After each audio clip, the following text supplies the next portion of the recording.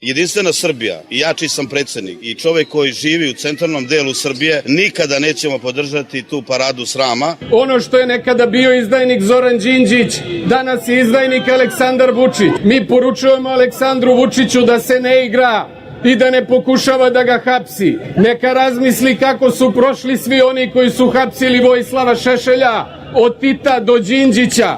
Svi su oni odavno nestali sa političke scene i to je poruka koju danas upućujemo vladi Republike Srbije.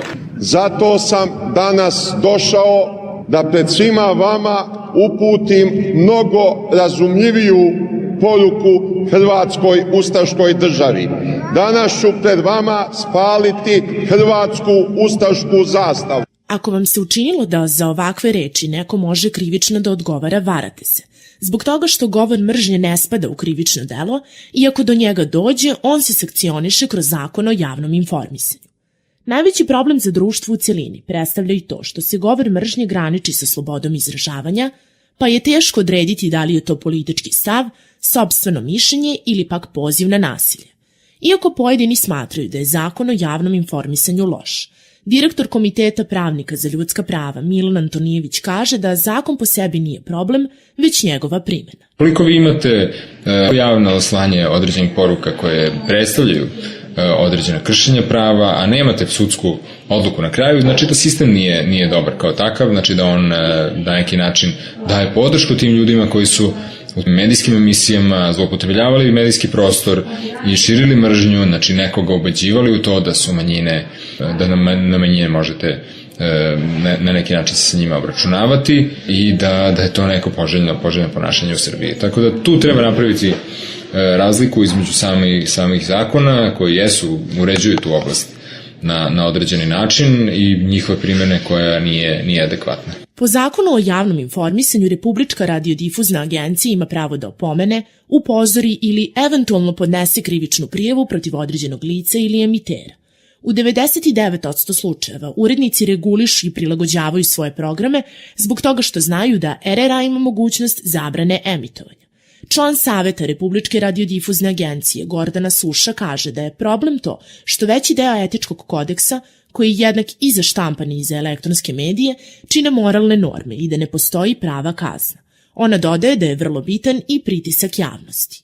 Znači, ništa ne vredi da samo mi donesemo neku odluku ako niko drugi se te odluke ne pridržava. Drugo, vi imate u pisanim medijima, to spada u takozvanu samoregulativu, imate Savet za štampu, gde sami novinari i urednici odlučuju ko je prekršio kodeks. A mi to odlučujemo kao savet u okviru regulatornog tela za elektronske medije. Znači, RRA može da donese neke mere, može da upozore emitere. U 90% slučajeva ipak ima odziva emitera, jer oni ipak poštuju većim delom naše odluke, ali tu treba i društvo da pomogne.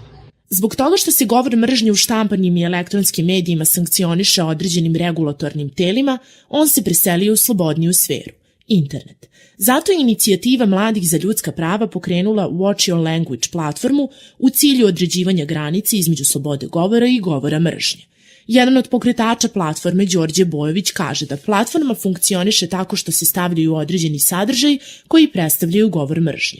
On dodaje da potom građani i nadležne institucije glasaju šta od tih sadržaja predstavlja govor mržnje. Tako da tek kombinovanjem ta dva stuba u odlučivanju doći ćemo do toga, odnosno napravit ćemo mehanizam za borbu protiv govora mržnje tako što ćemo imati konkretni korektivni mehanizam za određivanje da li je neki sadržaj govor mržnje ili ne. U okviru Watch Your Language platforme imali smo offline aktivnosti, iako je to dakle online platforma. Jedna je bila studijska poseta na Kosovo, gde smo u saradnji sa našom kancelarijom u Prištini radili na izradi pozitivno pravnog okvira za govor mržnje Kosova, budući da Watch Your Language platforma pored Bosne, Srbije i Crne Gore obuhvata i Kosovo. Još jedan od dokaza da je granica između govora mržnje i slobode govora tanka jeste i oslobađajuća presuda za estradne ličnosti Maju Nikolić i Miloša Bojanića. Apelacioni sud je na optužbe da su u jednoj reality emisiji izazivali nacionalnu, rasnu, versku mržnju i netrpeljivost prema Jevrejima odgovorio da je to bilo iznošenje ličnih stavova. Iskustva govore da se u ovakvim slučajevima presuda uglavnom donosi zbog diskriminacija, a ne zbog govora mržnje.